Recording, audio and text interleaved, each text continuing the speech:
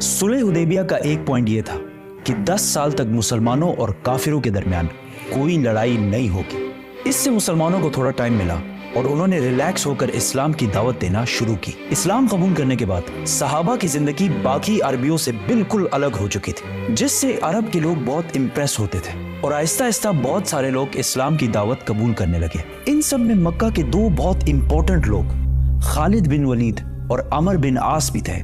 और खालिद बिन वलीद के लिए तो इस्लाम कबूल करना बहुत मुश्किल था, क्योंकि कुरान में वलीद बिन मुगीरा, जो खालिद बिन वलीद के वालिद थे, उनके बारे में बहुत सख्त वर्ड्स यूज किए गए थे। और अरब में खानदान और स्पेशली बाप की इज्जत सबसे इंपॉर्टेंट चीज होती थी। लेकिन फिर भी खालिद बिन वलीद ने अपने वालिद और पूरे खानदान के खिलाफ जाकर इस्लाम कबूल कर लिया। आहिस्ता आहिस्ता इस्लाम फैलता गया और रसूलुल्लाह सल्लल्लाहु अलैहि वसल्लम ने एक एम्बेसडर रोमन एम्पायर की तरफ भेजा।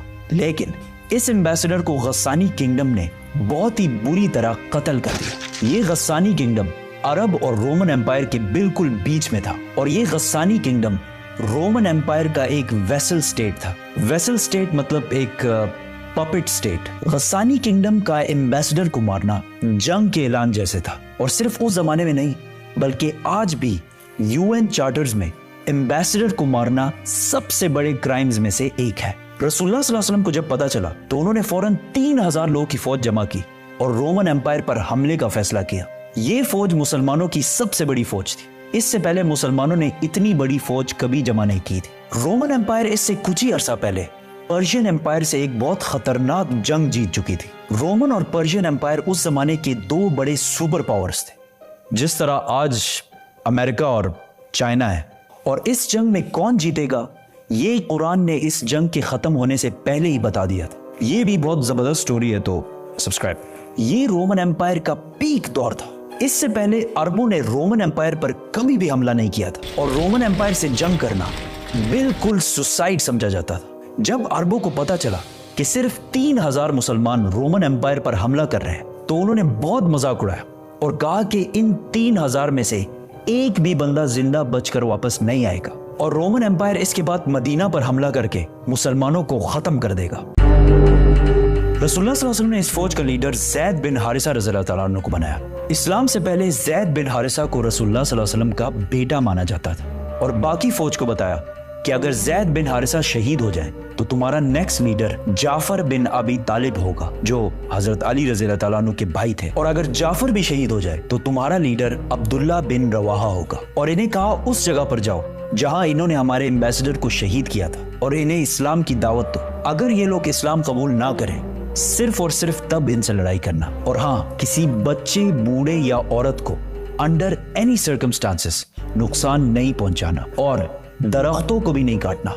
जैद रज़ियल्लाहु तआला अन्हु 3000 फौज लेकर रवाना हुए तो रास्ते में उन्हें पता चला कि रोमन्स 2 लाख फौज लेकर मुसलमानों की तरफ आ रहे हैं। 2 लाख 3000 वर्सेस 2 लाख। इस एनिमेशन को देखें, इससे थोड़ा अंदाजा होगा कि इन दो फौजों में कितना बड़ा डिफरेंस था। ये है एग्जैक्टली 3000 लोगों की फौज और इसके सामने ये है 2 लाख लोगों की फौज।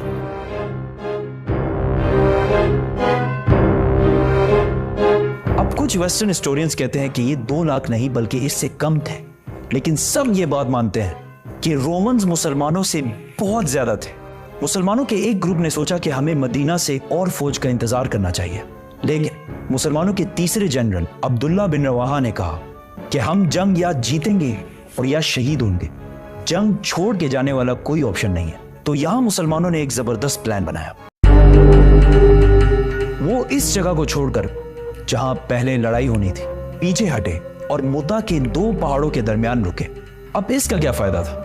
फायदा ये था कि अगर ये 2 पहाड़ ना होते और मुसलमान 2 लाख रोमन्स पर हमला करते तो रोमन्स मुसलमानों को चारों तरफ से घेर कर खत्म कर सकते थे। लेकिन इन 2 पहाड़ों की वजह से रोमन फौज ज्यादा स्ट्रेच नहीं हो सकती थी, तो लड़ाई में इनके ज्यादा नंबर्स होने का इतना फायदा ना होता। दोनों फौजों ने हमला किया और लड़ाई शुरू हुई। जैद बिन हारिसा ने मुसलमानों की फौज का झंडा उठाया और बहुत फियर्स लड़ाई की, लेकिन वो शहीद हो गए। तो रसूलुल्लाह सल्लल्लाहु अलैहि वसल्लम के ऑर्डर के मुताबिक मुसलमानों के दूसरे जनरल जाफर बिन अबी तालिब ने झंडा उठाया और लड़ने लगे। लेकिन जिस हाथ में उन्होंने झंडा पकड़ा था वो हाथ कट गया। तो उन्होंने दूसरे हाथ से झंडा उठाया, लेकिन दूसरा हाथ भी कट गया और जाफर रज़ियल्लाहु ताला अन्हु शहीद हो गए। जंग के बाद इनके जिस्म पर तलवार के 50 निशान मिले और इन 50 में से एक भी पीठ पर नहीं था, सारे के सारे फ्रंट पर लगे थे। तो अब ऑर्डर के मुताबिक अब्दुल्ला बिन रवाहा नए जनरल बने और बहुत सख्त लड़ाई के बाद वो भी शहीद हो गए। फिर एक मुसलमान ने झंडा उठाया और जोर जोर से सबको कहने लगा कि जल्दी आपस में एक लीडर चूज करो, वरना हमारी पूरी फौज बिखर जाएगी। यह जंग मदीना से 1000 किलोमीटर दूर मुता में हो रही थी, लेकिन रसूलुल्लाह सल्लल्लाहु अलैहि वसल्लम ने इस जंग के बारे में मदीना में मुसलमानों को पहले ही बता दिया था कि सबसे पहले जैद ने झंडा उठाया और वो शहीद कर दिए गए। उसके बाद जाफर ने झंडा उठाया और वो भी शहीद कर दिए गए। उसके बाद अब्दुल्ला बिन रवाहा ने झंडा उठाया और वो भी शहीद कर दिए गए। उसके बाद मुसलमानों ने सैफुल्लाह, अल्लाह की तलवारों में से एक तलवार को अपना लीडर बना लिया है। इस फौज में अब तक खालिद बिन वलीद एक आम सिपाही की तरह लड़ रहे थे और लड़ते लड़ते 9 तलवारें तोड़ चुके थे और ये मुसलमानों की तरफ से उनकी पहली जंग थी। तो सारों ने unanimously without any doubt Khalid bin Walid को जंग के दरमियान ही अपना लीडर और जनरल बनाया। खालिद बिन वलीद रज़ियल्लाहु ताला अन्हु को पता था कि रोमन्स को इस जंग में हराना इम्पॉसिबल है, लेकिन अगर वो ये जंग छोड़कर चले गए तो रोमन्स मुसलमानों को कमजोर समझकर मदीना पर भी हमला कर सकते हैं। तो अब मुसलमानों को एक ऐसी गेम खेलनी थी कि मुसलमान वापस भी चले जाए और रोमन्स इन्हें कमजोर समझकर इन पर हमला भी ना करें। तो उस रात खालिद बिन वलीद रज़ियल्लाहु ताला अन्हु ने अपनी फौज को रीशफल किया, मतलब राइट वालों को लेफ्ट और पीछे वालों को आगे किया। अगले दिन जब जंग शुरू हुई तो पहाड़ों से धुआं उठने लगा और कुछ ड्रम्स की आवाजें आना शुरू हुई। तो रोमन्स को लगा कि मुसलमानों की मदद के लिए मदीना से एक बहुत बड़ी फौज पहुंच गई है और आहिस्ता आहिस्ता मुसलमानों की फौज बहुत ही ऑर्गेनाइज्ड और प्लान्ड तरीके से जंग से पीछे हटने लगी। ऐसा लग रहा था कि मुसलमान चाहते हैं कि रोमन्स इनका पीछा करें और वो इनको ट्रैप कर दें। रोमन्स ने सोचा कि मुसलमान हमारे साथ बहुत बड़ी गेम खेल रहे हैं, ये चाहते हैं कि हम इनका पीछा करें और ये ओपन डेजर्ट में अपनी बड़ी फौज के साथ हमें खत्म कर दें। तो रोमन्स ने यह सब देखकर मुसलमानों का पीछा नहीं किया और मुसलमानों की फौज आहिस्ता आहिस्ता वहां से पीछे हटकर मदीना पहुंच गई और मुसलमानों की फौज को रोमन्स के मुकाबले में बहुत कम नुकसान हुआ। मदीना वालों ने सोचा कहीं ये लोग जंग से भाग कर तो नहीं आए, तो उन्होंने इस फौज को बहुत ही बुरा भला कहा, लेकिन रसूलुल्लाह सल्लल्लाहु अलैहि वसल्लम ने कहा ये भाग कर नहीं आए, ये हमारी मदद लेने के लिए आए हैं और बहुत जल्द हम रोम पर दोबारा हमला करेंगे। ये जंग तो रोमन्स और मुसलमानों के दरमियान थी, लेकिन पूरा अरब इस लड़ाई को बहुत गौर से देख रहा था, क्योंकि पहली बार अरब ने माइटी रोमन एम्पायर की ताकत को चैलेंज किया था।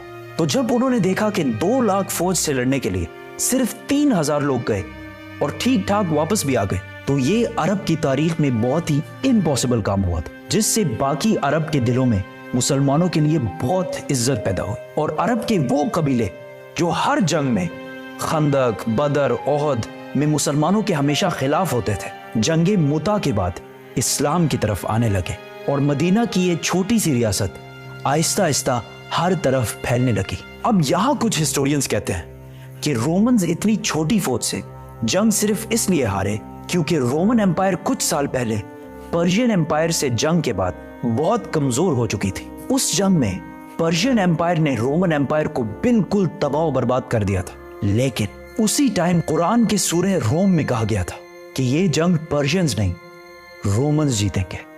और ये भी बहुत इंटरेस्टिंग स्टोरी है। सब्सक्राइब।